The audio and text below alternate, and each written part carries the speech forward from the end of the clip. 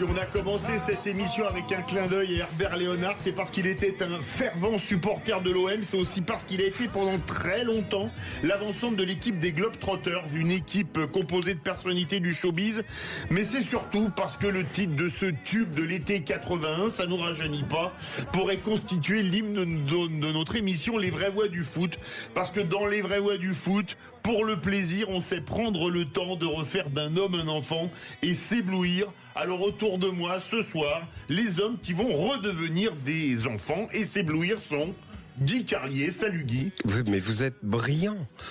J'ai fait du Guy Carlier, alors effectivement ça peut être que brillant. Mais cet hommage à Herbert Léonard m'a ému aux larmes. Oui, c'est vrai qu'on est comme des enfants, on le montre depuis le début de la saison et on s'éblouit chaque mardi soir. Emmanuel Galasso. Ouais, Ça va, Emmanuel ? Bonsoir Philippe, bonsoir à tous. Nous sommes de grands enfants et je pense qu'on s'amuse.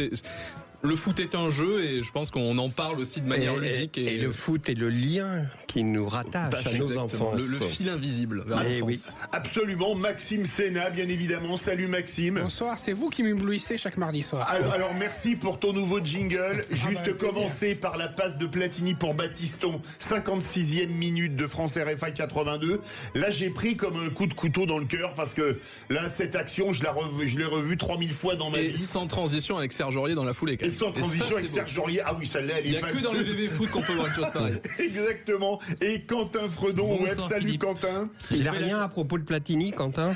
Oh tiens, oui, t'as des nouvelles de Platini? Parce que là, il y a quelques petits va trucs nous à mettre raconter. une douche froide. Alors justement, c'est tombé. Parce que là, c'était la place de Platini pour Battiston et il s'est pris une Schumacher là. C'est pas Battiston qui se l'est pris, c'est lui, c'est ça? C'est lui-même, ouais, parce que c'est tombé cet après-midi. Donc le parquet fédéral de Muttenz, donc en Suisse, a requis en appel donc la même sanction qu'elle avait requis en première instance, c'est-à-dire une peine de 20 mois de prison assortie de 2 ans de sursis. Donc le procureur Thomas Hildebrand, il a conclu au terme de son ex-histoire qui a duré 3 heures, il a fini par Blatter et Platini sont coupables. Alors je me dis, Schumacher, on en parlait, Hildebrand, c'était le nom d'un gardien de but de l'équipe d'Allemagne aussi. Ça doit être un signe quelque part si le procureur avait le nom, était un homonyme de gardien de but allemand. Ça... C'est tellement décevant, C'est pas la magouille en elle-même. Tout le monde peut faire des conneries, quoi. T'as fait rêver des générations.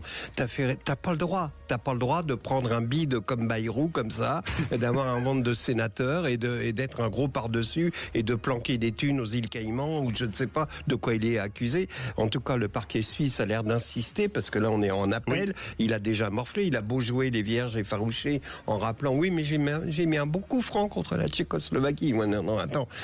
Voilà. S'il a tout sali, il a tout gâché. Je lui en veux beaucoup. Mais tu sais, on dit souvent il faut séparer l'homme de l'artiste. Là, je pense qu'il faudra séparer le footballeur du président de l'UEFA, ce sera important pour pas oublier le joueur qu'il a été quand même. Mais c'est vrai. Allez, au menu de C'est vrai, on va commencer par parler de cette journée de Ligue 1. On continuera ensuite avec le But Football Club, où tout le monde pète un câble après Longoria la semaine dernière, Fonseca ce week-end.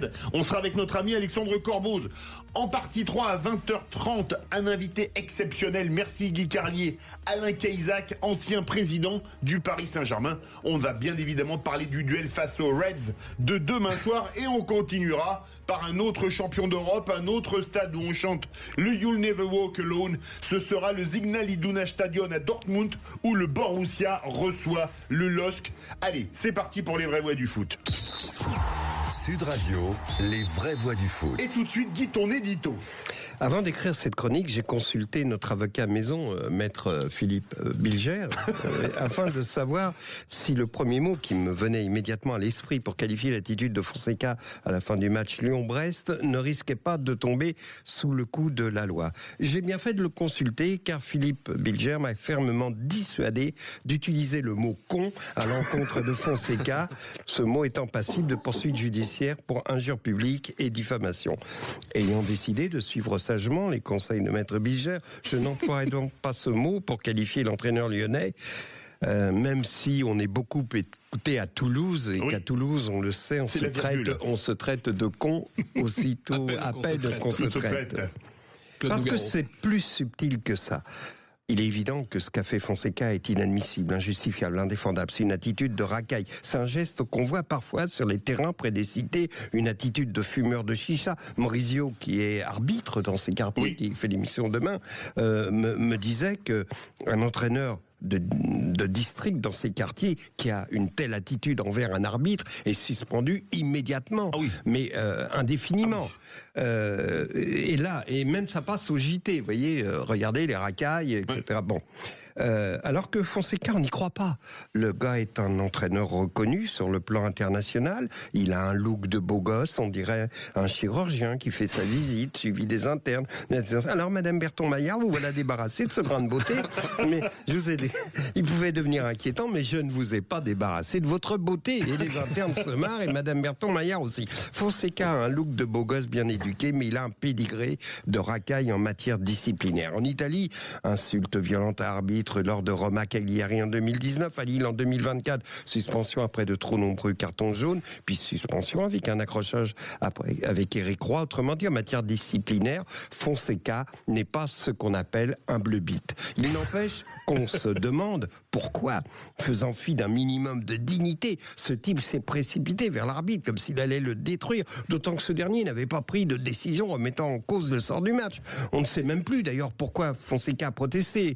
L'arbitre n'a pas sifflé un but hors jeu contre Lyon, un pénalty injustifié pour Brest, on ne sait même pas pourquoi. C'était à quelques secondes du coup de sifflet final. C'est juste une durite dans le cerveau de Fonseca qui laissait échapper un excédent de stress et de tension. Parce qu'il venait d'assister à un match médiocre de son équipe, parce qu'il n'arrive pas à régler le dossier de son doublon d'avant-centre, parce qu'il est en train de décourager à nouveau Cherki, dont personne ne peut dire quelle est sa position, dans laquelle Longoria préfère le voir jouer, parce que Matic est cuit, démotivé, et surtout parce que Fonseca n'a pas su donner un fond de jeu minimum à cette équipe lyonnaise. Alors il sent sur sa nuque le souffle de déception des supporters, de son vestiaire, de ses dirigeants, et comme il ne peut s'en prendre aux supporters, à son vestiaire et à ses dirigeants, il ne lui reste que l'arbitre pour évacuer son stress. L'arbitre qui, depuis la jurisprudence Longoria, est devenu une merde aux yeux des dirigeants, des staffs et des joueurs. Longoria, lui aussi, a évacué son stress auprès du maillon faible qu'est l'arbitrage. Il a désigné les arbitres comme des cibles à abattre à tous les présidents de France. Dès qu'il commence à circuler un peu d'argent, comme on va pas parler du district, on va dire National 3, où de vieilles gloires viennent finir leur mois, comme dans le film Coup de tête, vous savez, où les notables locaux jouent les petits Longoria. Voilà, partout en France, vous avez des petits Longoria, des petits Jiminy Cricket, comme ça, qui rigolent au spectacle de leurs 300 spectateurs qui hurlent le PD au latéral adverse près de la ligne de touche, qui poussent des cris de singe à l'avant-centre adverse, qui a pris de vitesse leur défenseur central local. Ils sont là, les dommages collatéraux de l'insulte faite aux arbitres par Longoria. Alors tu penses bien qu'après Longoria, tout le monde peut tout se permettre contre les arbitres. C'est facile. Comme d'habitude, on s'excuse le lendemain. C'est le fameux balancier des réseaux sociaux. Ça repart dans l'autre sens. Voilà qu'on trouve maintenant des circonstances atténuantes à Longoria, Fonseca. Finalement, il l'a pas touché, l'arbitre. Vous voyez bien qu'il n'est pas con, Fonseca. Au contraire, il est dans le sens de l'histoire et on sait déjà que les arbitres ont perdu la partie. Merci beaucoup Guy Carlier pour cet excellent édito. Comme toujours, on va en parler d'ailleurs dans quelques instants avec notre ami Alexandre Corbeau, qui était au match Lyon-Brest, qui était donc dans les tribunes du stade de Lyon. On va faire un bilan rapide de la journée de Ligue 1. C'est quoi ton point important, Emmanuel ? C'est dans la lutte pour le maintien. Il s'est passé deux trajectoires inverse, exactement. Saint-Etienne qui perd 3-1 contre Nice à domicile et Le Havre qui va faire une performance à Lens. Alors Saint-Etienne fait pas un mauvais match, je trouve, en tout cas à la possession, à la maîtrise. Les Niçois qui sont 3e au classement évidemment ont d'autres armes à faire valoir, donc sont plus tueurs que les Stéphanois, mais Saint-Etienne reste sur 8 victoires, sans 8 matchs sans victoire. 8 matchs sans victoire, la dernière c'était contre Reims, on s'en souvient, le 4 janvier. Donc il y a une dynamique très négative du côté stéphanois, et à contrario les Havrais qui ont perdu que 2 matchs lors des 5 derniers matchs et qui sont allés gagner à Bollaert. Dans un match de fou. Dans un match de fou quand même, il faut quand même rappeler 4 tirs cadrés, 4 buts, donc une réussite totale, mais c'est important quand même parce que dans la lutte pour le maintien, parfois il y a des signes qui sont pas trompeurs, et une équipe qui arrive à avoir ce réalisme dans plusieurs matchs d'affilée, ce qui est le cas des Havrais depuis quelques matchs, parfois ça peut être évocateur d'un maintien qui arrive plutôt que prévu. Guy, pour utiliser un terme de rugby, les mouches ont changé d'âne entre le hack et les verts. Non, parce qu'on avait dit à peu près la même chose. Souvenez-vous, quand le nouvel entraîneur est arrivé à Saint-Étienne, il y a eu un match extraordinaire où on a vu que quelque chose avait changé. Et finalement, Emmanuel a raison, je ne dis pas que le résultat aurait pu être inversé, mais Saint-Étienne n'a pas été ridicule, comme lorsqu'il prenait tôle sur tôle il y a quelques semaines. Ils en prenaient des sévères. Et là, maintenant, ils ont effectivement amélioré la qualité de leur jeu et ça va être très difficile. Le truc, ça devient l'acharnement, la volonté des joueurs. Ouais. Et c'est ce qu'il y a au Havre. Oui. Et on l'avait dit, et on en avait parlé avec ici même.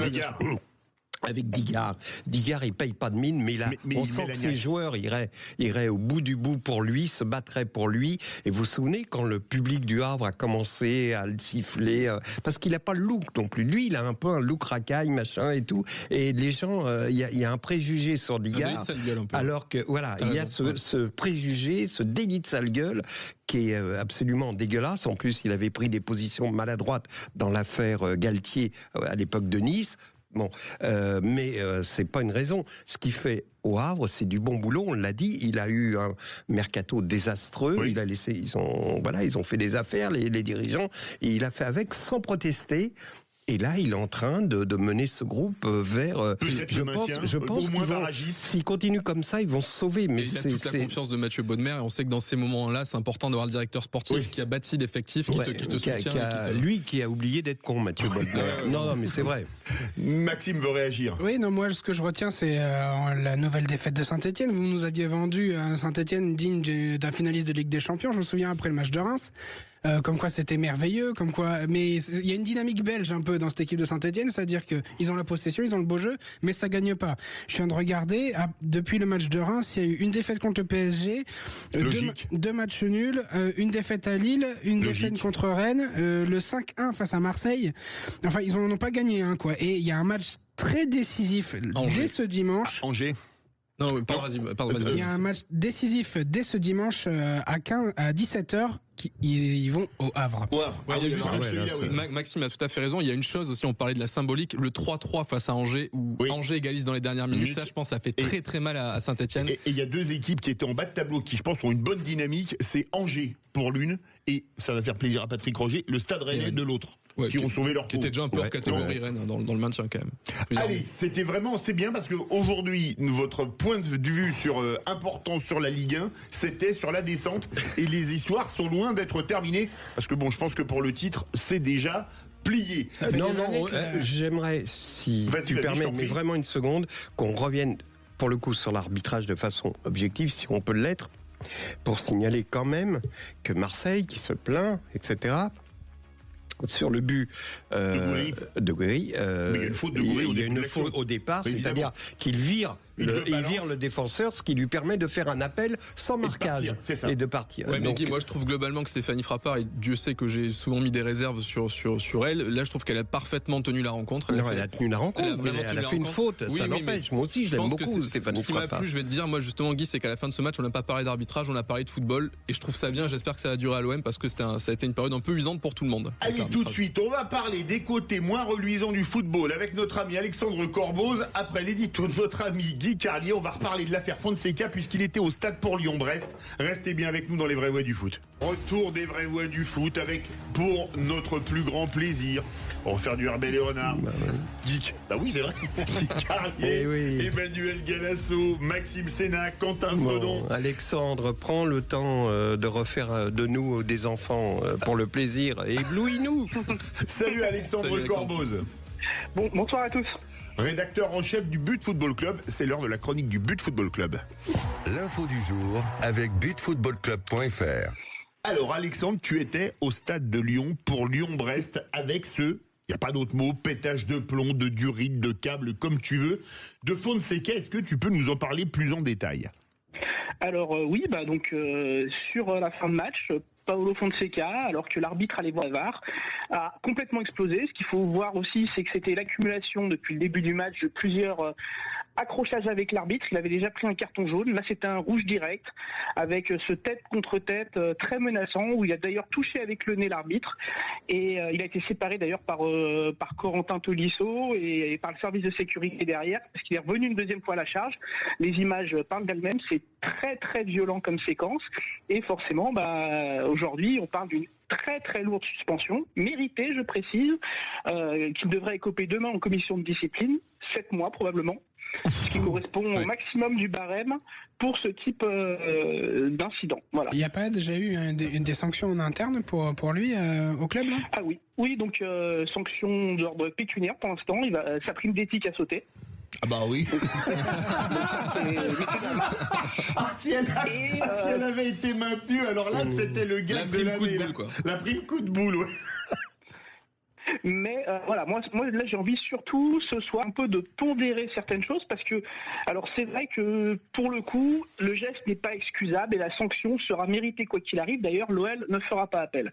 Par contre, moi ce qui m'énerve beaucoup depuis 2 jours, là depuis hier, c'est cette montée en tension et tout ce qu'on crée autour, les avis de certains consultants, notamment des personnes qui ont été des vrais pyromanes au niveau de l'arbitrage, comme Daniel Riolo ou encore Jérôme Rotel, en mode Faucon Yaka. Ils l'ont pas dit chez nous, ça va alors. Et voilà, mais en tout cas moi ça m'a bien chauffé parce que je trouve qu'il y a assez peu de contradictions, c'est-à-dire que là il est déjà jugé coupable. Alors oui, il est coupable. Oui, tout ce qui s'est passé, c'est lamentable pour l'image de l'OL. Maintenant, qu'on laisse la commission de discipline trancher, et après cette commission de discipline, qu'on laisse Lyon prendre une sanction ou non autre que pécuniaire. Voilà, tout simplement. Aujourd'hui, on veut sanctionner immédiatement. Le soir même, il aurait fallu qu'il soit viré. Moi, je trouve ça lunaire. En fait, j'ai l'impression qu'il n'y a plus du tout de filtre aujourd'hui et qu'on prend même pas le temps d'attendre que les choses se posent pour réfléchir. Parce que demain, la commission de discipline, ça va taper demain, ça c'est évident. Alexandre, je comprends ce que tu veux dire, mais moi ce qui me dérange dans cette histoire, c'est que le discours que tu tiens, c'est exactement le discours que les Marseillais ont tenu après l'affaire Longoria. Et c'est ce qui me dérange, c'est que si tu veux, pour moi, c'est mon avis, mais je pense que s'il n'y a pas toute la pression médiatique autour de l'arbitrage suite à l'affaire Longoria, peut-être que Fonseca se permet pas ce qu'il a fait. Et c'est pour ça que je pense qu'il faut être intraitable, que ce soit avec les Marseillais, avec les Lyonnais, avec les Toulousains, les Nantais, les Lillois. Non mais juste, Alexandre, je pense que là, pour moi, le sujet, c'est pas est-ce qu'on en fait trop autour de cette affaire, on n'en fait pas du tout assez trop. Là où tu as raison, c'est qu'il faut laisser le temps, que ce soit du côté de la FFF ou de Lyon, pour que tout soit analysé, qu'il y ait des sanctions qui soient prises. Mais je pense pas qu'il y ait une cavale contre les Lyonnais, comme il n'y avait pas une cavale contre les Marseillais.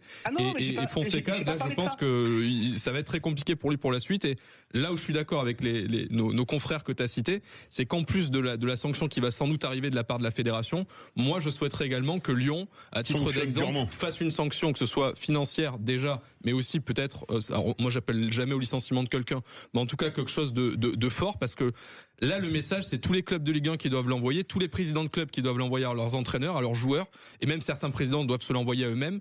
On ne touche pas aux arbitres, on n'insulte pas les arbitres, on n'intimide pas les arbitres, et je pense qu'on n'en fait pas trop sur cette question-là. Non, mais je ne parlais pas d'en faire trop, je parlais simplement que les personnes qui réclament directement la tête de Fonseca, ils peuvent changer d'avis. Alexandre, on va parler de Riolo, puisque tu en parles. Il a le droit, à un moment donné, trop, c'est trop, d'être excédé. Moi, j'ai écouté ses propos, et il dit, soit on continue à donner des sanctions, même genre 7 matchs, ou je ne sais pas, des trucs qui vont c'est comme pour le racisme, c'est comme pour l'homophobie, c'est toujours la même chose, des petites sanctions ponctuelles, enfin petites, entre guillemets, mais là, Riolo, il dit, il faut à un moment donné taper. Ça a un côté un peu bisounours venant de sa part, mais c'est radical, mais ça se fera pas. Tu sais bien que ça se fera pas. Tu sais bien. C'est pas ça. Moi, le fond du problème, en fait, là, par rapport au message de Riolo, moi, qui m'a franchement dérangé. C'est des propos qui ont été tenus chez eux. Je vous invite à aller chez eux pour. On en parle comme d'une info. Mais c'est pas vraiment une info. Ce qui m'énerve réellement là-dessus, c'est plus que ça vienne d'une personne qui a contribué par ses critiques répétées et dures avec des mots très violents sur l'arbitrage, créer ce climat. Ça veut pas dire qu'il doit continuer à le faire. Il peut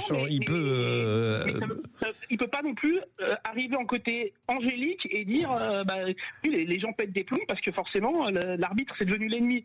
Mais l'arbitre c'est devenu l'ennemi parce que dans les critiques il y avait certains consultants aucun filtre, même on peut dire qu'un arbitre est mauvais et c'est tout à fait normal, mais quand on est au bord de l'injure comme ça a été parfois le cas avec Riolo, derrière dire que les pauvres arbitres. Oui mais Alex, on n'est pas là pour faire le récap des autres émissions concurrentes, de dire ce qui a été dit, ce qui n'a pas été dit. Là ce qui nous intéresse c'est l'affaire, on va pas commenter du commentaire. Tu vois ce que je veux dire? Vas-y. J'ai aussi noté dans ces dernières heures que, comme on pouvait s'en douter, la Gestifoot, le groupe qui s'occupe de Paulo Fonseca, a pris les choses en main de son côté et a commencé à mener une communication. Alors je dis pas qu'elle est positive. Mais en attendant, c'est vrai que pas mal de personnalités du foot ont pris la parole pour défendre un petit peu. Ça a été le cas de Deco quand même, qui est le directeur. Non mais ça c'est l'effet balancier des réseaux. Tombe pas là-dedans, Alexandre. Tu sais très bien qu'il y a un excès de lynchage à chaque fois qu'il y a une merde et que le balancier repart dans l'autre sens et qu'après tout le monde est tolérant, tout le monde dit finalement il a pas cassé le nez de l'arbitre, il s'est arrêté juste avant. Sincèrement, mais je suis d'accord avec vous sur un point. On doit appliquer le maximum de la sanction, du barème de la sanction, et après c'est à Lyon de se débrouiller. On leur a mis conscience en termes de fonctionnement. Est-ce qu'ils veulent continuer 7 mois sur les... Ça c'est la question. Il y a quand même 2 ans et demi de contrat. Hein. Ouais. Donc est-ce qu'ils peuvent continuer 7 mois avec un coach qui est en tribune et avec ses adjoints, avec des oreillettes, c'est à eux de se poser la question. Moi, je pense que Lyon le fera dans un premier temps, pour une simple et bonne raison, c'est que John Textor, à Botafogo, a passé 60 jours sans entraîneur, ça l'a pas dérangé. Donc, là, il a la chance d'avoir un entraîneur qui peut au moins gérer les séances d'entraînement. Donc, je pense qu'il va le garder, voir, et puis de toute façon, c'est le juge de paix, ça sera les résultats. Si les résultats sont mauvais et qu'il est en tribune et qu'il peut pas influer, là, il y aura la sanction toute trouvée. Est-ce qu'il peut rappeler Pierre-Sage ou pas? Alors, il y a une vraie question là-dessus. Hein. Il y a une vraie question aujourd'hui. Beaucoup de supporters se la posent. Moi, je pense que oui, il peut effectivement rappeler Pierre Sage. Oui. Ça serait quand même un désaveu de ce qu'il a fait, parce qu'il a viré Pierre Sage pour faire venir ce coach-là. Et je pense que Textor a quand même pas mal de fierté. C'est ça. Ouais, je suis d'accord avec toi. Ouais. Et je pense qu'il va le garder. Et si une série de mauvais résultats, il payera les mauvais résultats comme n'importe quel coach, mais peut-être plus parce que lui, il sera plus au bord du terrain. Maintenant, moi je pense, et là c'est peut-être une position très impopulaire, je pense que Paulo Fonseca peut être meilleur en tribune, à donner des consignes avec de la hauteur, du recul, et à côté des analystes vidéo, et loin des arbitres. Et faire les merguez à la mi-temps aussi. Il faut préciser quelque chose, c'est que donc la fédération française va s'exprimer. Il risque 7 mois. Il y a aussi la FFF pourrait demander à la fédération internationale une sanction en Europa League, parce que Lyon est toujours engagé en Europa League. Donc c'est une sanction qui peut s'élargir au-delà du championnat. Mais c'est vrai ce que tu dis, Alexandre. Ça peut paraître disproportionné, mais c'est pas ça que tu juges, mais l'accumulation de choses. Et il faut à un moment donné casser le vase de soie. Mais Alex, les 7 mois sont mérités. Les 7 mois seront mérités. Mais comment peux-tu péter il n'y a pas d'autre mot, péter un câble comme ça une semaine après Longoria qui vient de se prendre quand même la bagatelle de 15 matchs de suspension. Je suis convaincu que c'est pas les mecs, ils réfléchissent. Regarde le stress qu'ils gèrent, ces mecs. Ça te montre quel état. C'est la bête qui revient au-delà de c'est probablement un mec qui est bien éduqué, Fonseca, tu vois ce que je veux dire? Enfin, c'est pas passif. Oui, d'accord, il est sanguin, mais ce que je veux dire, qu'il n'arrive pas à ce niveau-là, de toute façon, c'est son seuil de compétence. Il ne pourra pas aller au-delà s'il ne gère pas. Bah oui. Mais c'est clair. Donc, il faut au moins qu'il arrive à dominer ces pulsions-là. Mais après, j'ai l'impression qu'il y a une boîte de Pandore qui a été ouverte sur l'arbitrage, que le sujet est devenu totalement libéré, ou même ça va au-delà des propos, ça va au niveau des gestes sur le mécontentement. Et alors, il ne faut pas arriver dans un monde du foot où on n'a plus le droit de dire le mot arbitre en conférence de presse. Il ne faut pas tomber dans cet extrême-là du tout. Il faut qu'il y ait une discussion, il faut qu'il y ait peut-être plus de pédagogie sur des décisions. Mais ce qui est sûr, c'est que là, à chaque semaine, on passe un nouveau palier dans la violence, dans les dérapages, dans les choses inacceptables. On dit pas le mot arbitre, on les traite de corrompus et on va. C'est pour ça que je te dis, Guy, moi c'est pas l'opposé qui me fait rêver du tout. Mais la question c'est jusqu'où ça va aller s'il n'y a pas des décisions fermes qui sont prises. Mais je crois que Quentin, tu voulais réagir ou pas? Oui. Ce que je trouvais le plus grave dans cette affaire, c'est que c'est un récidiviste, quoi. C'est son 5e pétage de câble notoire, quand même.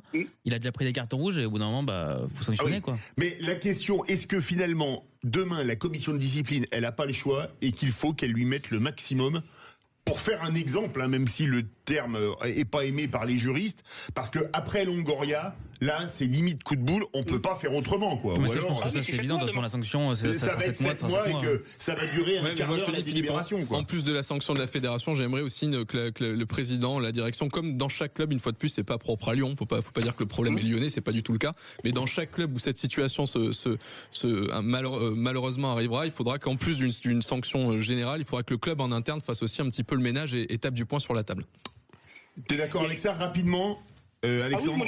Moi je suis d'accord qu'il y ait des sanctions. Je pense que après, si à partir du moment où il est suspendu et sanctionné, déjà, il pénalise son équipe. Et après, c'est au club, en son âme et conscience, de décider si on doit continuer avec un entraîneur suspendu ou si il faut le licencier. Mais pour moi, on peut pas prendre une décision avant la sanction. Il y a un temps pour tout, et là-dessus, c'est surtout sur ça que j'appuie. Et il y a un autre point sur lequel j'appuyais aussi, parce qu'on n'a pas parlé, mais ça vient juste de tomber. C'est l'Unicatif portugais qui a donné l'information. En fait, ils ont justifié ça. Alors, je précise. Je dis pas que je suis d'accord avec ça, parce qu'il a de vrais soucis personnels. Visiblement, c'est vrai qu'à Lyon, il vit à l'hôtel et il ne voit pas sa famille parce que sa femme et ses enfants sont en Ukraine aujourd'hui. Donc, ça peut expliquer ce niveau de tension et cette incapacité de sa part à juger les choses. Je me demandais à quel moment l'Ukraine arriverait ou Gaza. Moi, j'attendais plutôt Gaza dans l'histoire. En tout cas, sa femme est ukrainienne et vit là-bas, ça c'est vrai. Nous avait dit qu'il était tout le temps à l'hôtel depuis son arrivée. Donc peut-être qu'il tourne un petit peu, il est un peu dans son bocal, ça justifie rien, hein, mais le rapprochement des deux pétages de câble entre décembre et aujourd'hui vient peut-être de ce niveau de tension qui doit être assez extrême. Donc pour tous nos auditeurs, ne traînez pas trop aux alentours des hôtels, hein, ce sont des lieux dangereux. Merci beaucoup Alexandre Corvoz, rédacteur en chef du But Football Club. Merci Alexandre. On te retrouve évidemment mardi prochain, Allez, tout de suite, on va parler du PSG Liverpool de demain soir avec un invité exceptionnel, Alain Caizac, ancien président du Paris Saint-Germain. Retour des vraies voix du foot avec évidemment Guy Carlier, Emmanuel Galasso, évidemment Maxime Sénat et Quentin. Juste avant ton édito, une petite surprise. Parce que c'est ton anniversaire. C'est mon anniversaire, absolument. Merci beaucoup pour cette petite musique. J'ai 32 ans. Voilà, je ne vis pas ça comme un drame. Et je suis là, très heureux. Michel Platini a pris sa retraite, donc c'est pas mal. Hein. C'était en 86, 88, 87. Voilà, j'ai pas la carrière de Michel, mais non, mais je suis très heureux de fêter cet anniversaire avec vous. Que le 4 mars tombe un mardi, un jour des VV du foot, et je vous remercie pour ce petit clin d'œil. Je remercie Max pour la musique. Ouais, avec plaisir. Alors, ton clin d'œil, qui est également le sondage du jour, on le verra après. Pour toi, Emmanuel, Lille et le PSG ont leur chance de se qualifier pour les quarts de finale de la Ligue des Champions. Oui, j'ai même envie de dire destin croisé un peu pour les Parisiens et les Lillois qui partent pas favoris du tout dans leur confrontation. Paris affronte Liverpool qui est sans doute la meilleure équipe depuis le début de saison, la meilleure équipe européenne. Mais Paris est en ce moment peut-être elle-même la meilleure équipe européenne. Donc dans la dynamique, je trouve que Paris a quelque chose à jouer, a peut-être pas la force de frappe des Anglais, des Reds, mais je trouve que Paris a un coup à jouer dès le Parc. Je pense que ça va se jouer dès le match aller au Parc des Princes. Si Paris n'arrive pas à faire un résultat positif sur le match aller, ça risque malheureusement d'hypothéquer leur chance sur le match retour. Mais je mets une petite pièce sur Paris, j'y crois. Et pour les Lillois qui affrontent Dortmund, pareil, l'expérience européenne ne joue pas en leur faveur. Sur les 10 dernières années, Dortmund a été qualifié 8 fois pour les huitièmes de finale. Sur toute son histoire, Lille ne l'a fait que 3 fois. Donc je pense que l'histoire en Coupe d'Europe parle d'elle-même en faveur de Dortmund. Mais Lille a fini dans les 8 premiers. Lille s'est qualifié tout seul, a fait un parcours exceptionnel jusqu'à présent. Et on dit que l'appétit vient en mangeant. Ils nous ont plutôt très bien nourris depuis le début de cette Ligue des Champions. Donc je ne sais pas si c'est la raison ou le cœur qui parle, mais je crois beaucoup aux Parisiens, aux Lillois, qui sont outsiders. Et quand on connaît un peu l'histoire de notre pays, et notamment dans les compétitions sportives, c'est peut-être quand on est outsider qu'on est les meilleurs. Et oui, ça c'est quand même une bonne chose. Souvent les Français gagnent quand ils sont pas favoris. Ce que dit le sondage, Quentin? Alors justement, si Manu y croit, on a demandé à nos auditeurs s'ils croyaient à la qualification des deux clubs français en Ligue des Champions, et malheureusement non, à 75%. Sinon, tu as eu un commentaire sur la longueur, non, ça te convenait? Très bien. C'est bien maintenant, si tu nous diras. Allez, on retrouve tout de suite un invité exceptionnel, Alain Caizac, ancien président du Paris Saint-Germain. Bonsoir Alain Caizac. Bonsoir. Bonsoir Alain Caizac. Bonsoir, on vous aime beaucoup, on est content de vous avoir, parce que d'abord un président qui a eu Pancrate sous ses ordres ne peut que mériter notre respect. Et vous avez été président à une époque où c'était quand même plus difficile qu'aujourd'hui d'être, peut-être pas d'être président, mais en tout cas de gérer vous aviez pas le même effectif. Hein. Oui, il y avait des bons joueurs, je veux pas tout. Il y avait Paoletta. Ah oui. Il y avait Paoletta. Enfin, c'était sur la fin, il jouait avec un déambulateur, c'était un peu les appels de Louis Yundoula, c'était un peu... Vous n'avez pas changé, Guillaume. Mais non, c'est vrai que votre passage a quand même été une parenthèse de douceur, oui, pas enchanté parce que ça allait mal, oui. Mais de douceur et de valeur du club, de respect du club avant le monde, la réalité du monde actuel. Et on va pas vous demander de porter un jugement là-dessus parce que je sais que vous êtes toujours un amoureux du club, mais on voudrait connaître votre feeling avant le match de demain. Écoutez, d'abord, je pense, ce que vous avez dit avant, c'est que le PSG est en bonne forme actuellement, rencontre Liverpool qui était probablement la meilleure équipe d'Europe actuellement. Donc je pense, moi, que c'est un 50-50 aujourd'hui, ce qui est déjà pas mal, parce qu'il y a 3 mois, on aurait dit qu'il y avait 20% de chance pour le PSG. Et je pense qu'on va à peu près à égalité, mais plutôt outsider peut-être, mais pas loin, parce qu'on a vraiment, j'ai vu tous les derniers matchs, et on a une équipe qui tourne bien actuellement. Voilà. Est-ce que un grand souvenir de PSG-Liverpool, c'est la demi-finale de Coupe des Coupes 97, avec un PSG qui se vide les tripes au Parc des Princes, qui va gagner 3-0, et qui à Anfield tient le 2-0, oui. Avec vraiment des tripes encore une fois. Est-ce que le mental, qui est souvent un des points faibles du PSG, est-ce que les tripes, c'est pas beaucoup là-dessus que ça va se jouer, Alain Caizac? Je pense, pour moi, il y a...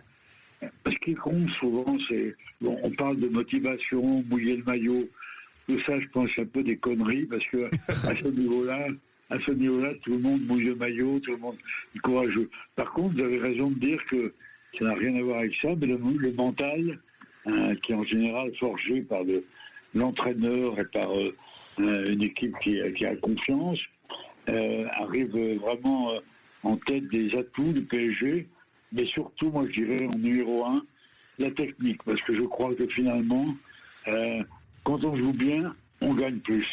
Je pense qu'actuellement, les joueurs de Paris sont très techniques, les Nueves, les Vitinha, tous ceux qu'on a critiqués il y a quelque temps, qui étaient d'ailleurs assez jeunes, les Doués, les joueurs comme ça, sont des joueurs qui ont un grand niveau technique, et sans ce niveau technique, on a beau mouiller le maillot, on a beau être courageux, on a beau y croire, et on a beau avoir le public avec nous, on n'a aucune chance de passer.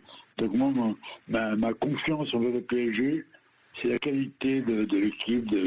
Justement, Monsieur Caizac, je rebondis sur ce que vous dites. J'ai une double question. La première, c'est justement par rapport à cette équipe qui ne manque pas de talent, mais qui manque peut-être de joueurs expérimentés qui ont gagné ou qui ont suffisamment de vécu pour pouvoir tenir l'équipe quand le vent tourne. Donc ma première question, c'est est-ce que vous pensez que ça peut jouer contre Paris, ce manque peut-être de leadership, pas technique, mais en termes d'humain.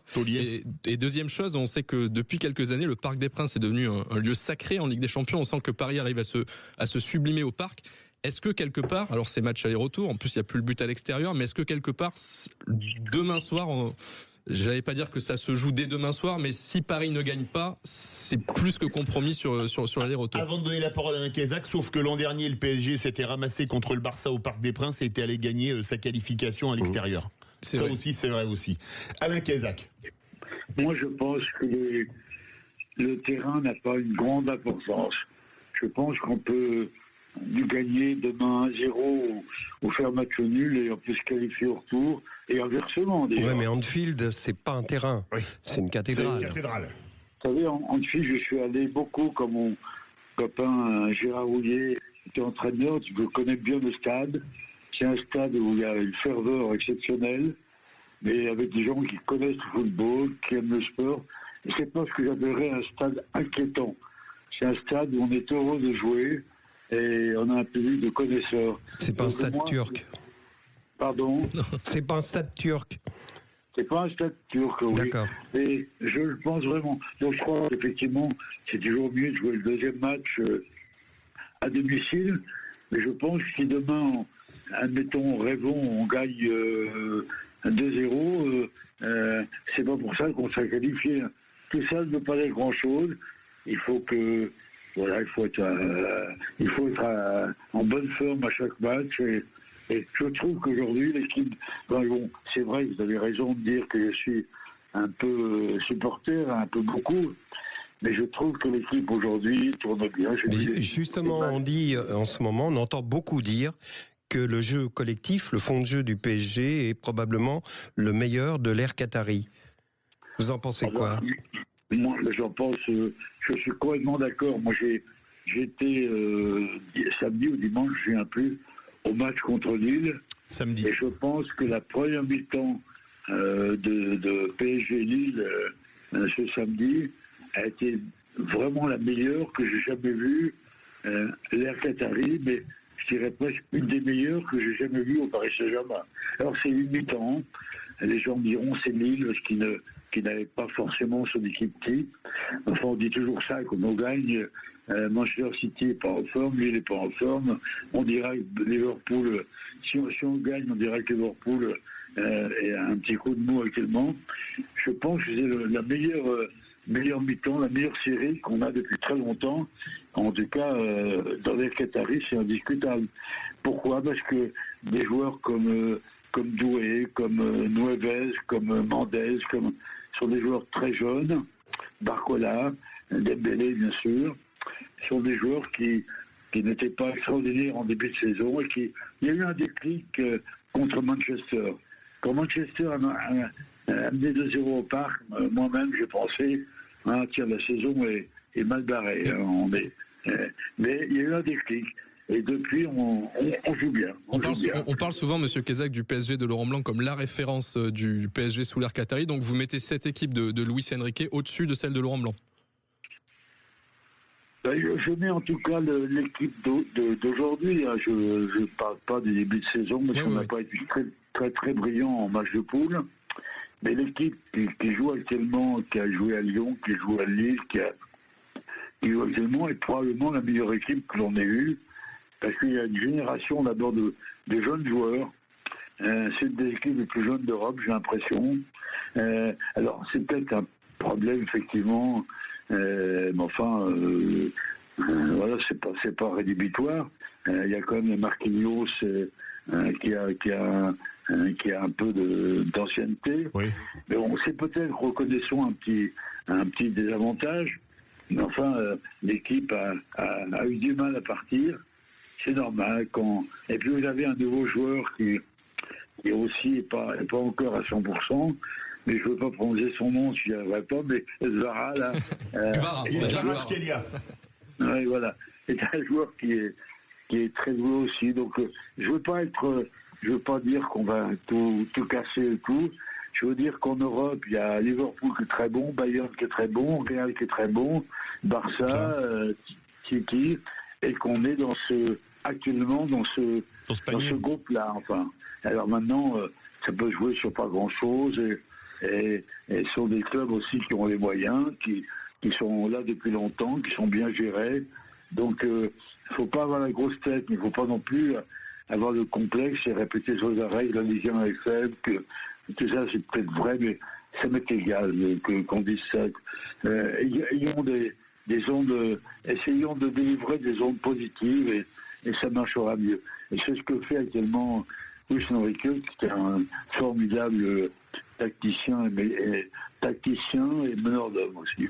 Alors Alain Cazac, vous pouviez rester jusqu'à 20h40, il est 20h43. On vous remercie beaucoup. On souhaite évidemment tout le meilleur au Paris Saint-Germain demain. Merci à vous et à très bientôt dans les vraies voix du foot. À très bientôt et merci de m'avoir reçu. À bientôt. Merci à vous. Alors ce match demain soir, vous le sentez comment? Tiens, Manu, Guy. Et comme le disait Alain Cazac, moi je suis d'accord, je trouve que j'ai été très critique avec le PSG en début de saison. Et là je trouve que depuis le début de l'année calendaire 2025, le PSG monte en puissance et que c'est peut-être le bon moment de jouer Liverpool. Alors moi je sais pas s'il y a un bon moment pour jouer sur Liverpool. Mais le meilleur moment c'est la finale. Ça c'est clair, mais on n'y est pas encore. Sur un match, en fait, moi, sur un match, je pense que Paris, ce serait vraiment du 50-50. Sur un match aller-retour, je mets quand même un avantage à Liverpool. Bon, tout à l'heure, évidemment, je m'enflamme parce que je parle avec le cœur et je pense que Paris a une vraie carte à jouer. Mais si on regarde les choses froidement, Liverpool reste favori parce que même s'ils marquent un peu le pas en première ligue, ça s'explique aussi du fait qu'ils aient une telle avance au classement, donc ils ont moins de pression et peut-être qu'ils gèrent un petit peu pour faire le parallèle avec la Ligue des Champions. Et dans le même temps, voilà, on voit. En fait, moi, ce qui me plaît dans ce PSG, c'est que cette victoire face à Lille, c'est un PSG qui se prépare à gagner en Ligue des Champions. Ce que n'a pas fait Lille. Lille a joué un peu de manière traditionnelle, j'allais dire, comme les clubs français, en ayant un peu peur, en calculant, en mettant au repos certains joueurs. Paris, enfin Luis Enrique en l'occurrence, faut lui reconnaître ça, il s'est dit, on va jouer ce match comme un match de Ligue des Champions, on va mettre l'intensité du début à la fin, et quand tu vois 4 buts en 35 minutes ou quelque chose comme ça, en 40 minutes, tu te dis, waouh, en fait on a juste pas du tout été habitué à ça. C'est juste à ce moment-là qu'il a fait tourner. Exactement, mais là c'était évidemment plié, mais ce qui veut dire que le PSG, au-delà du côté, et je suis d'accord avec monsieur Cazac, il y a quand même le côté mental, on sent que là ils se mettent dans les conditions pour réussir. Ça veut pas dire qu'ils vont réussir, c'est que je pense qu'ils n'ont jamais, depuis le début de saison, jamais autant été dans les conditions qu'à l'instant T. On va jouer au jeu des pronos, les amis. Le prono pour demain soir PSG Liverpool, Guy. Voilà, il y a la ligne, c'est-à-dire l'état du club, et c'est vrai qu'il y a un fond de jeu. On arrive au fameux plan, le fameux plan dont parlait Luis Enrique depuis des mois, qu'on attendait. Alors ça vient quand? Là, on y est, semble-t-il. Donc, dans ce cas-là, moi, je dis 2-0. C'est une évidence. Mais on sait bien qu'au foot, la semaine prochaine, notre ami Maxime va se foutre de notre gueule en nous sortant. Il va te ressortir, toi. Bah ouais, évidemment. Je vois Paris. Je dirais 2-1 pour le PSG. Je vois Paris gagner. Maxime. Je pense pareil, 2-1 PSG. Quentin? 2-0 PSG. Ben moi je vois aussi 2-0 PSG. Alors je vois pas un 3-0 comme en 97 parce que là ce serait trop beau. Bon, ce qui est bien c'est que quand Max sortira à l'extrait, on aura tous l'air con. Mais je pense que c'est jouable sur un 2-0 et très franchement, je pense qu'avec un 2-0, c'est jouable d'aller chercher la qualif à Anfield. Franchement. Et Dieu sait si Anfield est un stade. Oui, mais Philippe, l'histoire récente nous a appris que le match aller finalement est un indicatif, mais il y a eu tellement ce qu'on appelait à l'époque une remontada. L'an dernier. Mais tu sais, on appelle même plus remontada, maintenant c'est devenu presque classique de voir une équipe retourner l'autre au match retour. D'autant qu'il n'y a plus le but à l'extérieur. En plus, il n'y a plus de but à l'extérieur. Allez, merci encore à Alain Cazac. Tout de suite, on va parler du match qui commence dans un peu moins de 14 minutes. C'est évidemment au Signal Iduna Stadion, Borussia Dortmund contre Lille. On a la compo des équipes. On retrouvera Jules, supporter lillois. Retour des vraies voix du foot avec bien évidemment Guy Carlier, Emmanuel Galasso, Maxime Sénat, Quentin Fredon. Et on va tout de suite parler de Lille et on est en direct avec Jules, supporter lillois. Salut Jules. Bonjour, comment vous allez? Bah ça va très bien et toi, la tension monte là? Bah oui, de plus en plus, mais ça va. Alors, t'as l'air détendu, Julien, quand même. On a 10 minutes du coup d'envoi, t'es détendu, c'est bien. On a les compos qui sont tombés. Alors, on va citer l'équipe qui reçoit en premier. Pour Dortmund, dans les buts, Kobel, défense Ryerson, Chan, Schlotterbeck. Merde, Schlotterbeck joue? Oui. Ben, c'est vrai. Oui. Svensson, au milieu de terrain, Zabitzer, Gross, Adeyemi, Brandt, Baino, Gittens, Guirassi devant. Pour Lille, Chevalier dans les buts évidemment, Meunier, Diakité, Alexandro Ismaili en défense, Muko, André, Boadi, Haraldsson, Ethan Mbappé et Jonathan David. Ça t'inspire cette compo, Jules ?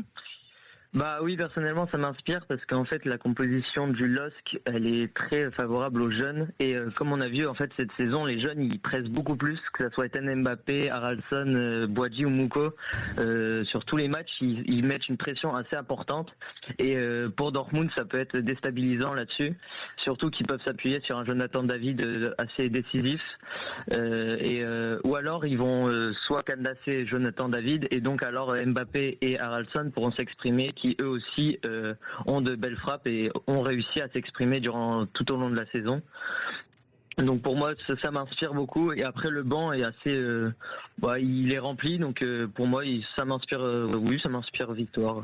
Victoire à Dortmund, c'est bien, parce que le bilan de Lille face au club allemand c'est assez moyen, 2 victoires, 4 nuls, 5 défaites. Par contre les clubs français face à Dortmund c'est 11 victoires, 6 nuls et 9 défaites. Guy, comment tu le sens ce Dortmund-LOSC? Moi j'aime bien d'avoir la titularisation de Mbappé d'entrée. Moi aussi. Là il est rentré ce week-end et il a vraiment changé la dynamique du jeu lillois, vraiment. Hein. Puis un Mbappé sur la pelouse du Parc, ça rappelle des souvenirs. Oui, mais rien que ça va faire. Non, mais celui-là va faire peur, rien que le nom. Schlottenberg. Schlotterberg. Ouais. Non. Et, par contre, Guirassy me fait très très peur. Ce buteur l'ancien Rennais. Ouais. C'est plus le même joueur du tout. Hein. Non, c'est plus le même joueur. Il est incroyable. Il a franchi un palier. Et lui, il est à craindre dans l'équipe adverse. Mais pourquoi pas, compte tenu du niveau de Dortmund actuellement, qui est plus le milieu de tableau en Bundesliga, le Dortmund qu'on a connu. Mais qui a comme été finaliste de Ligue des Champions la saison dernière. Il y a quelques mois. Hein. Non, mais c'est marrant, Philippe, tu disais tout à l'heure, est-ce que c'est pas le bon moment pour Paris d'affronter Liverpool? Là, j'ai envie de te dire, est-ce que c'est pas le bon moment pour Lille pour affronter Dortmund, dixième de Bundesliga, qui a fini 10e en Ligue des Champions, donc derrière Lille également. Moi je pense que ce soir, ça risque d'être compliqué pour les Lillois, mais sur le match aller-retour, je pense que Lille a toutes ses chances. Ils ont prouvé, et c'était une très belle surprise, qu'ils ont tenu la route sur les 8 matchs de poule pour finir 7e quand même, ce qui est une vraie surperformance pour les Lillois. Donc je pense que quelque part, il faut qu'on arrête d'être surpris et il faut qu'on devienne exigeant avec ces Lillois parce qu'ils nous ont montré vraiment qu'ils ont su se surélever, notamment face au Real et autres, dans des matchs qui à une époque nous faisaient peur à nous clubs français, et aujourd'hui ils nous font plus peur. Donc c'est magnifique. Je sais pas ce qui va en être ce soir. Je suis assez d'accord avec Jules. Je trouve qu'il y a un mélange d'expérience et de jeunesse, et dans ce jeu de transition qui devrait être celui de Lille ce soir, l'explosivité des quatre jeunes devrait faire du bien. Mais je pense que ça va être un match très ouvert, qu'on va avoir des buts. Le résultat, franchement, ça peut basculer d'un côté comme de l'autre, mais sur l'aller-retour, je pense vraiment que Lille a un vrai coup à jouer face à Dortmund. Maxime. Je suis d'accord avec Emmanuel. Lille, c'est un club qui travaille très bien depuis des années. Bon, déjà, ils ont su se séparer d'un certain GL. Là, c'est le supporter bordelais qui a vraiment pas une dent, mais carrément la dentition des dents de la mer contre Gérard Lopez. C'est ça. Pour être plus sérieux, je suis plutôt d'accord avec la déclaration de Meunier qui a dit ces derniers jours que Lille était maintenant aller top 3 en France, et ça travaille très bien, ça fait de bons résultats, ça a quand même gêné Paris sur 2 titres ces 10 dernières années. En Ligue des Champions, ça fait de belles performances maintenant, ça recrute très bien. Je pense que Lille peut faire un coup ce soir, et en plus sur les 2 matchs. Il a eu une belle déclaration, il a eu une belle déclaration, il a dit que ça lui faisait penser à Magritte. Il y a un côté surréaliste, tu vois, c'est-à-dire qu'ils sont capables de surprendre par leur talent, quoi. Mais c'est vrai, moi j'avoue franchement, Jules, les Lillois, je suis pas supporter du LOSC, mais je supporte tous les clubs français en Coupe d'Europe, ils m'ont fait rêver quand ils ont tapé le Real, et quand menés au score à l'Atlético, ils sont capables de mettre les chaussettes par terre et aller se mettre chiffon et aller gagner 3-1, et gagner à l'Atlético, c'est jamais facile. Est-ce que déjà la campagne de Lille, elle n'est pas réussie en ayant plus fini meilleur club français de la phase de poule, faut-il le rappeler, dans le top 8, voilà. Pour moi, elle est réussie totalement sur la phase de poule. Maintenant, il faut aller chercher plus loin, bien sûr. Il faut pas s'arrêter là. Donc, pour moi, c'est une réussite pour le moment. Et maintenant, il faut aller plus loin. Il faut pas s'arrêter là. Et il faut voir plus loin dans la Ligue des Champions et essayer d'aller plus loin. Surtout face à Dortmund, pour moi, la victoire est possible. Et après, ce serait pas mal d'aller voir un Lille-Barcelone. Ce serait exceptionnel. J'ai une question, Jules. Dans le foot, les supporters, on est souvent superstitieux. Et on se rattache parfois à des choses irrationnelles. Et vous avez un totem magnifique sur le banc à Lille qui s'appelle Monsieur Bruno Genesio, qui a fait des choses extraordinaires en Ligue des Champions, qui a réussi à tirer le meilleur de ses équipes. Est-ce que toi, supporter lillois, là, avant d'affronter Dortmund sur ce double match, cette double confrontation, te dire j'ai Genesio sur le banc, ça peut peut-être faire basculer la balance du bon côté. Je crois que c'est le seul avec Ancelotti et avec Mourinho à avoir sorti Manchester City, le Real Madrid et le Bayern Munich. Exactement. Non, mais il se dépense sans compter. Là, il est parti avec des pots de Ripolin, de peinture Challenge rouge pour repeindre le mur jaune en rouge. Et puis Dieu sait s'il est grand le mur jaune. Ouais. Jules, Genesio, c'est un magicien? Pour moi, Genesio est un très bon entraîneur et il arrive à remonter l'équipe, que ça soit moralement, il arrive à avoir un bon lien avec son équipe. Donc pour moi, il peut totalement basculer le match. Si on perd à la mi-temps, il peut retourner le match. On l'a bien vu à l'Atlético, on a réussi à remonter 3-1 alors qu'on était mené, et contre le Real de Madrid, on a réussi à gagner 1-0 à la mi-temps, et seconde mi-temps, on a réussi à tenir. Donc pour moi, Bruno Genesio a une part importante dans les victoires du LOSC. Oui. Mais je pense qu'il faut rendre hommage aussi à Oli Létang, qui, je trouve, fait un travail formidable au LOSC depuis qu'il est arrivé. Et c'est lui qui a nommé tous ces entraîneurs. On pense notamment à l'ancien entraîneur j'ai oublié son nom. Lequel? L'entraîneur qui est passé au PSG juste après. Oui, Galtier, voilà, pardon, qui a nommé Galtier, qui a nommé Genesio, qui a toujours de bonnes idées sur le recrutement. Je trouve que c'est un très bon président et qu'il a fait de Lille une place forte du foot français. Il y est pour beaucoup. Mais après, je suis pas totalement d'accord avec toi, Max, sur le top 3. Je pense qu'il y a Monaco, même s'il est plus irrégulier, je mets Paris, Marseille, Monaco, et en embuscade Lille, je les mets un petit cran en dessous des 3 quand même. Jules, est-ce que quelque part, les Allemands, c'est pas des équipes les équipes allemandes, c'est pas des équipes qui calculent. Dortmund, quand on y va, c'est comme quand on va à Liverpool. Je trouve que c'est deux clubs qui se ressemblent assez, d'ailleurs des stades qui se ressemblent assez, des ambiances qui se ressemblent assez. L'un, il y a le Gelbewand, l'autre, il y a le Kop. Ils vont jouer, ils vont pas calculer, ils vont essayer de faire le trou au match aller. Est-ce que c'est pas finalement une bonne chose pour Lille, qui aime bien avoir des espaces et qui peut essayer de planter des banderilles aux joueurs du Borussia? Si, pour moi c'est totalement ça. Ils vont essayer d'essayer de mettre le plus de buts à l'aller, bien sûr, parce qu'ils ont les supporters derrière eux, et ils savent que venir au LOSC c'est aussi pas facile vu l'ambiance qu'il y a, par exemple, qui a été montrée face au Real, etc. Oui. Mais pour moi, ils savent que le LOSC est bon à domicile aussi. On a été au début de saison jusqu'à Liverpool, on a été invaincu à domicile, donc c'est quand même invaincu totalement. Et donc en fait, c'est assez une stat impressionnante. Et pour moi, il faut pour eux de leur côté, il faut qu'ils essayent de mettre le plus de buts pour moi. Et donc pour nous, ça nous ouvrira des portes normalement. C'est drôle, c'est un peu comme Monaco, c'est un peu imprévisible Lille, tu vois ce que je veux dire. Pas pour les mêmes raisons que Monaco d'ailleurs, parce qu'il y a un travail de fond, il y a un sérieux qu'il n'y a pas à Monaco, c'est la Dolce Vita. Voilà, il n'y a pas la Riviera, il n'y a pas la Dolce Vita, c'est ça, tu vois. Mais on n'est jamais sûr, ça peut être un Magritte, quoi, surprenant. Mais je sais pas si tu es d'accord, Guy, il y a quand même ce côté global dans le foot français, et Monaco, tu as raison, et Lille également en sont l'exemple. Quand on les attend pas, ils arrivent à se sublimer et ils nous surprennent toujours quelque part.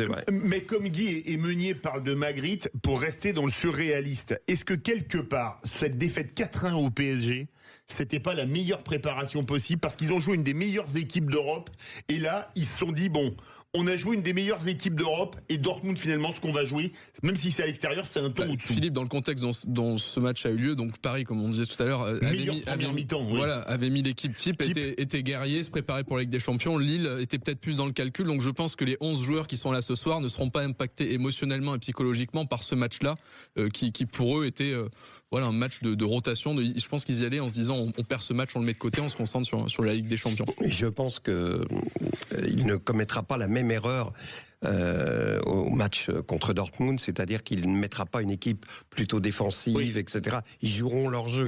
Il ne faut pas qu'ils soient frileux. Parce que de toute façon, ils ne calculeront pas. Il faut pas. Voilà. Donc c'est là que ça peut offrir des boulevards à Lille en contre-attaque. Voilà. Et surtout qu'ils ont un attaquant qui a vraiment un nom prédestiné pour être très bon, Jonathan David.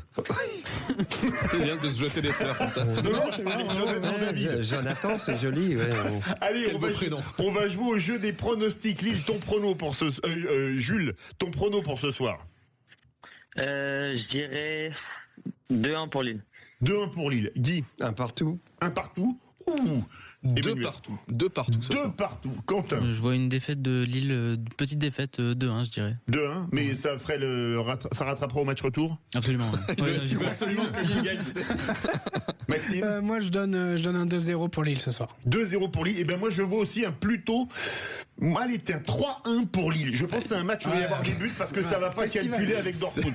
Et là, bah écoute, bravo Jules et puis bah, bravo au LOSC qui nous a fait rêver quand même dans cette campagne européenne et qui va continuer, on l'espère bien évidemment, dès ce soir au Signal Iduna Stadion de Dortmund. Fallait qu'il le place. Bah non, mais j'aime bien. Et puis j'aime préférer encore l'ancien, le Westfalen Stadion. Je rappelle que l'orthophoniste écoute chaque émission, hein, Philippe.